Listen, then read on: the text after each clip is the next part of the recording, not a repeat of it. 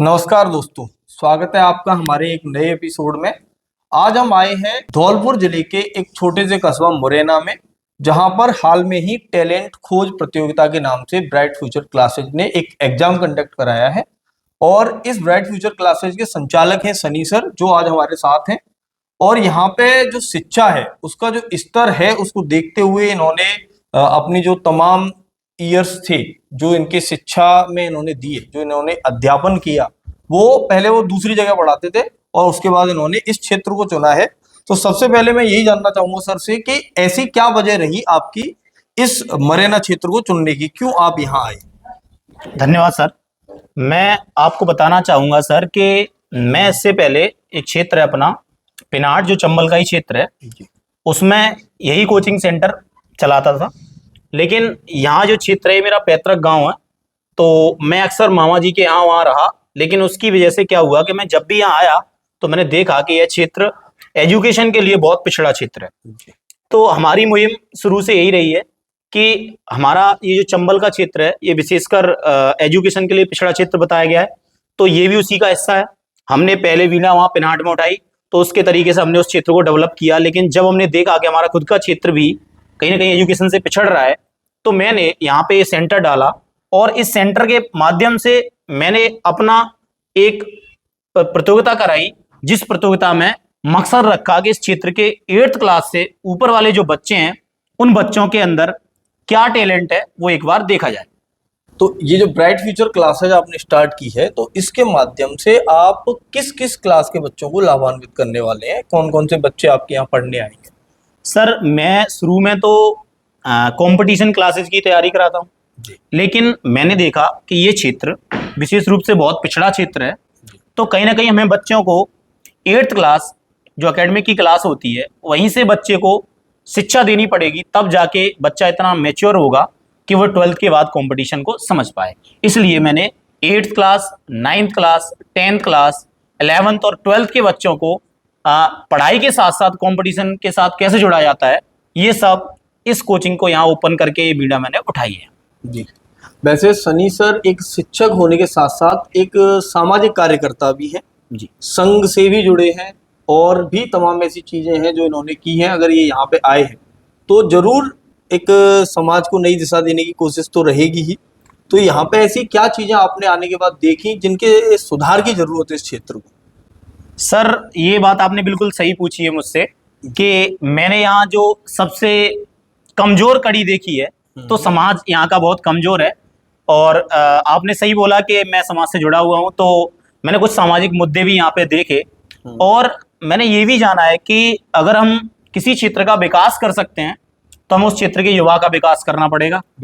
तो उस युवा के विकास के लिए मैं आपको कुछ ऐसे मुद्दे बताता हूँ इस क्षेत्र के, जो अगर युवा आगे आए तो उन सारे मुद्दों को वो जो कि बहुत समय पहले से यहाँ के मुद्दे रहे हैं उनको दूर कर सकते हैं। तो उसमें क्षेत्र की कुछ विशेष समस्याएं हैं। जैसे यहाँ सबसे बड़ी समस्या है कि यहाँ हर ग्राम पंचायत स्तर तक एक 12th तक सरकारी स्कूल भी है, लेकिन उन स्कूलों में सर ऐसी ऐसी समस्याएं हैं कि बच्चे जरूर आते हैं क्योंकि एक आस लगा के बच्चा कहीं ना कहीं विद्यालय में जाता है, और सरकार भी कहीं ना कहीं इन सबको बहुत अच्छे से देखती है कि अगर गवर्नमेंट स्कूल खुला है तो वो कहीं ना कहीं अच्छा ही सुविधा दे रहा होगा। लेकिन होता क्या है कि मैं अभी इस प्रतियोगिता के माध्यम से भी सर बहुत से स्कूलों में गया, तो मैंने जाना कि उन स्कूलों में कोई भी पढ़ाई नहीं होती है। अभी तो मैं आपको बता दूं कुछ ऐसी भी स्कूल है जहां 12th तक स्कूल जरूर है, वो बिल्डिंग है, लेकिन उन स्कूलों में टीचर अवेलेबल नहीं है। हाँ, एक ये मुद्दा बहुत विशेष था। उसके अलावा मैंने देखा कि इस समाज में कुछ ऐसी भी चीजें हैं सर, जैसे रोड के लिए पानी की समस्याएं, उसके अलावा यहाँ की कुछ गंदी राजनीतिक समस्याएं, कई तरीके की समस्याएं हैं जो समाज में फैली हुई हैं। लेकिन उन समस्याओं का समाधान अगर हो सकता है तो वो एक युवा है।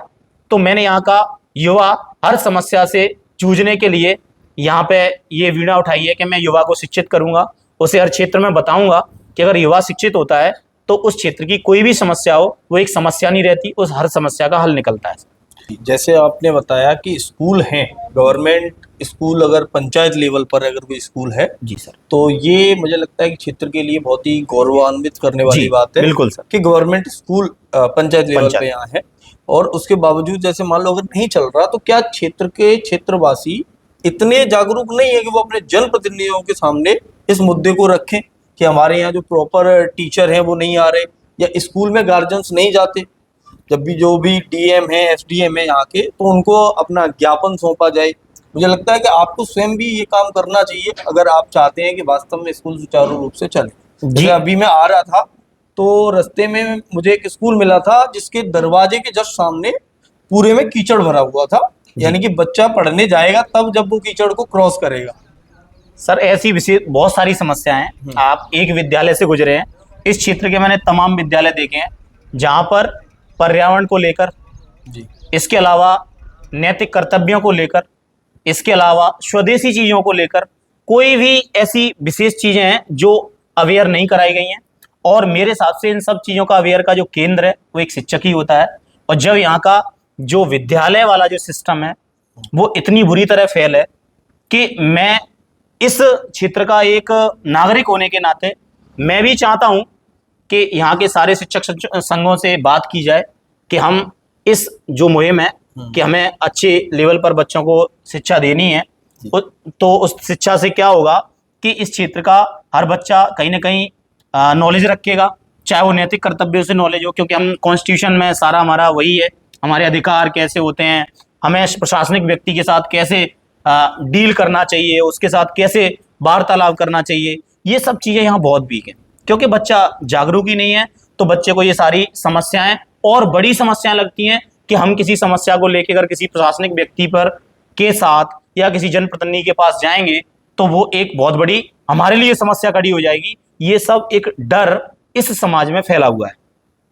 तो इस डर को भगाने के लिए आप यहाँ की जनता से, जो भी लोग इस वीडियो को देख रहे हैं आपके माध्यम से ये पहुंचेगी उनके पास तक, तो उनसे आप क्या ऐसी अपील करना चाहेंगे कि उन्हें किस तरह से जागरूक होना चाहिए? क्या वो कदम उठा सकते हैं? कैसे वो नेताओं के पास जाके शिकायत कर सकते हैं? कैसे वो डीएम या एसडीएम जो प्रशासन है हमारा, उससे अपनी जो परेशानी है उसको बता सकते हैं, जिससे कि एक्चुअल में जो कोई भी चीजें हो रही है वो सब जनता के लिए हो रही है। जी बिल्कुल। अब जनता के लिए हो रही है, उसके बाद जनता को ही ना मिल पाए और जनता को ये पता भी नहीं कि मिल नहीं रही, तो मिलेगी कैसे? मिलेगी। तो आप क्या बताना चाहेंगे जनता को कि क्या कदम उठाना चाहिए? मैं तो ये बताना चाहूँगा यहाँ की जनता को, क्योंकि यहाँ की जो जनता है वो भी इतनी जागरूक नहीं रही। हो सकता है कि उसके पीछे कहीं ना कहीं उनका एजुकेशन सिस्टम ही पिछड़ा रहा हो, क्योंकि हम हर नागरिक को अगर अच्छी शिक्षा देते हैं तो किताबें हमें बहुत कुछ सिखाती हैं। चाहे कोई भी क्षेत्र की समस्या हो, उस समस्या को हम किसी भी प्रशासनिक स्तर तक किस तरीके से ले जा सकते हैं, किसी भी जनप्रतिनिधि तक किस तरीके से ले जा सकते हैं, उसके लिए हमें क्या क्या अधिकार हैं। हम उसके लिए इस जनता से बस एक ही अपील करना चाहते हैं कि आप अपने बच्चे को अच्छे तरीके से शिक्षित करिए। शिक्षा अगर उसको मिलेगी, एक अच्छी शिक्षा मिलेगी, तो वो आपकी, आपके क्षेत्र की, आपके गांव की, आपके परिवार की हर समस्या को बहुत आसानी से सॉल्व कर देगा। और उसके लिए आपको किसी का भी सहारा लेने की बहुत विशेष जरूरत नहीं पड़ेगी, क्योंकि एक शिक्षित बच्चा हर समस्या का समाधान होता है मेरे हिसाब से। तो क्या यहाँ की जनता ये उम्मीद आपसे करे कि अगर उनको कोई प्रॉब्लम आती है और उन्हें नहीं पता कि हमें किस तरह से शिकायत करनी चाहिए, क्या कदम उठाने चाहिए, कहाँ किस जगह पे किस चीज़ की शिकायत करनी चाहिए, अगर कोई दिक्कत है किसी को, तो क्या वो क्षेत्रवासी अगर आपके पास आते हैं तो क्या उनको आपका गाइडेंस या समर्थन मिलेगा? जी बिल्कुल। मैं एक शिक्षक हूँ जी। और शिक्षक समाज का अभिन्न अंग है, आप उसे अलग नहीं कर सकते। समाज क्या ऐसा बताया गया है कि शिक्षक के हाथ में हर एक निर्माण कहीं ना कहीं उसके हाथ में होता है।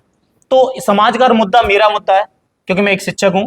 तो मैं शिक्षक होने के नाते मैं जनता को ये चीज बोलना चाहता हूं कि अगर आपको कोई भी समस्या है और उस समस्या तक कैसे पहुंचा जाए, अगर आपको ऐसी कोई भी इश्यू आ रहा है तो आप मेरे पास तक बेझिझक आए, मैं आपको हर समस्या का सॉल्यूशन दूंगा। हर उस समस्या तक कैसे उसका निवारण करना है, ये सारी बातें मैं बताऊंगा। आपके लिए मैं हमेशा तत्पर रहूंगा, क्योंकि मैं एक शिक्षक हूं। तो दोस्तों, सनी सर अपने तन मन और धन से जो भी लोग इस धौलपुर जिले में कहीं पर भी हैं और अगर उन्हें लगता है कि उनके आसपास या उनके किसी अड़ोसी पड़ोसी के साथ या उनके गांव में जो भी विद्यालय चल रहे हैं या कोई भी सरकारी ऐसा काम हो रहा है जो सुचारू रूप से नहीं चल रहा है, तो आप बेझिझक इनसे संपर्क कर सकते हैं और इनसे ये भी जान सकते हैं कि अगर हम शिकायत करें तो किस चीज़ की शिकायत कहाँ करें। एक्चुअल में दिक्कत क्या हो जाती है कि अगर हमारे गांव के पास की रोड नहीं बनी है तो हम कई बार जो हमारे यहाँ का प्रधान या सरपंच होता है उसको जिम्मेदार समझते हैं, और वास्तव में ऐसा कई बार होता है कि वो रोड उसके अंडर में आ ही नहीं रही है। तो जब तक आप उसके अंडर की बात ही नहीं समझोगे कि किसके अंडर आ रही है, तो शिकायत कहाँ की जाए। बिल्कुल। तो इस हिसाब से जो भी लोग हैं जिनको भी समस्याएं हैं, तो वो अपनी समस्याएं लेकर इनके पास आ सकते हैं, और ये बहुत ही ज्यादा एक समाज को नई दिशा देने के लिए हमेशा तत्पर रहते हैं। तो मुझे पूरा विश्वास है कि ये आपकी हर संभव मदद करेंगे। इसी के साथ हम अपने इस एपिसोड को बिल्कुल। समाप्त करते हैं। ठीक है। धन्यवाद।